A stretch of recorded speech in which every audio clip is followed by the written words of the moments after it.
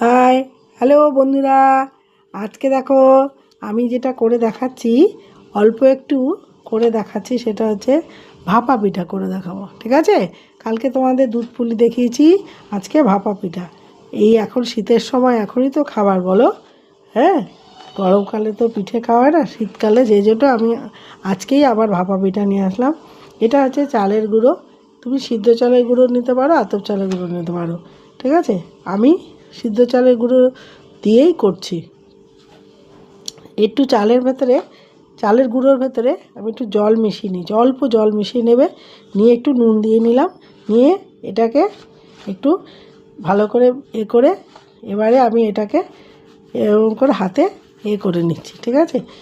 দেখো কীরকম দানা দানা মতো হয়েছে ভিজিয়ে রাখা।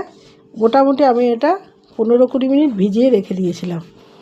এবারে আমি এটাকে ভাপা পিঠে বানাবো। কীরকম বানাচ্ছি আমি তোমাদের দেখাচ্ছি।